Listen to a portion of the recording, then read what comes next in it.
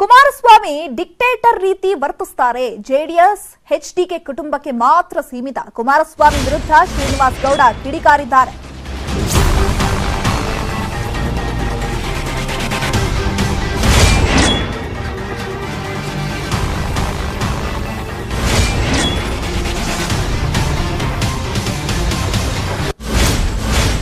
ಇದೀಗ ಜೆಡಿಎಸ್ನಿಂದ ನನ್ನನ್ನ 6 ತಿಂಗಳ ಹಿಂದೆ ಉಚ್ಚಾಟಿಸಿದ್ದಾರೆ.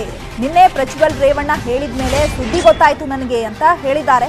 ಪಕ್ಷದಿಂದ ಉಚ್ಚಾಟಿಸಿದ ಮೇಲೆ ನನ್ನ ದಾರಿ ನನ್ನದು ಅಂತ ಹೇಳಿದ್ದಾರೆ. ನನ್ನಿಷ್ಟದಿಂದಲೇ ಕಾಂಗ್ರೆಸ್ಗೆ ಮತ ಹಾಕಿದ್ದೇನೆ. ಕೋಲಾರದಲ್ಲಿ ಶಾಸಕ ಶ್ರೀನಿವಾಸ್ ಗೌಡ ಹೇಳಿಕೆಯನ್ನ ಕೊಟ್ಟಿದ್ದಾರೆ.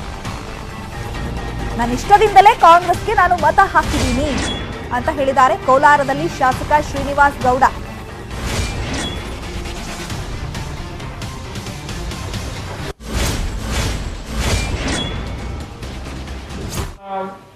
ನಡತೆಗಳು ನ್ಯಾಯಯುತವಾಗಿಲ್ಲ.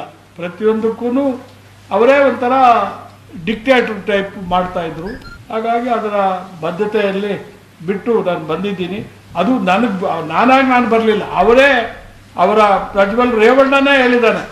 7 ತಿಂಗಳ ಹಿಂದೆನೇ ಪಾರ್ಟಿಯಿಂದ ಉಚ್ಚಾಟನೆ ಮಾಡಿದ್ದೇವೆ, ಅದನ್ನ ಮಾತಾಡುವಂಥ ಅಧಿಕಾರ ನಮ್ಮವ್ರಿಗೆ ಏನಿದೆ ಅಂತ ಪ್ರಜ್ವಲ್ ರೇವಣ್ಣ ಅವ್ರ ಮಗನೇ ಮಾತಾಡಿ ಚಿಹ್ನೆಯಲ್ಲಿ ಗೆದ್ದಿದ್ದಾರೆ. ಎಲ್ಲರೂ ರಾಜೀನಾಮೆ ಕೊಟ್ಟರು, ಜನ ಓಟ್ ಕೊಟ್ಟಿರೋದು ಅವ್ರು ಹೇಳ್ಬೇಕು.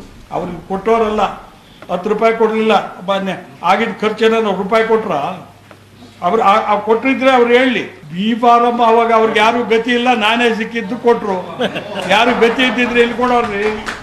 ಅವೆಲ್ಲ ಹೇಳಕ್ ಹೋದ್ರೆ ನಾನೇನು ನೆನಕ್ ಮನೆಗೆ ಎಮ್ ಎಲ್ ಎ ಆಗಿದ್ದೆ. ನಾನು ಸೀನಿಯಾರಿಟಿಗೆ ಇದು ಕೊಟ್ಟ ಮೇಲೆ ಆ ಪಾರ್ಟಿನಾಗ ಯಾಕಿರ್ಬೇಕು?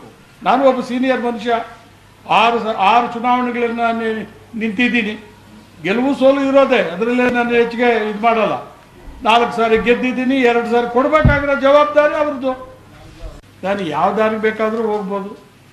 ನಾನು BJPಗೂ ಹೋಗ್ಬೋದು, JDS ಬಿಟ್ಟು ಯಾವ್ಯಾವ ಪಕ್ಷಗಳವ ಎಲ್ಲ ಪಕ್ಷಗಳು ಬೇಕಾದರೂ ಹೋಗ್ಬೋದು. ಅದು ನನ್ನ ಇದು ಅವರ ನಡತೆಗಳು.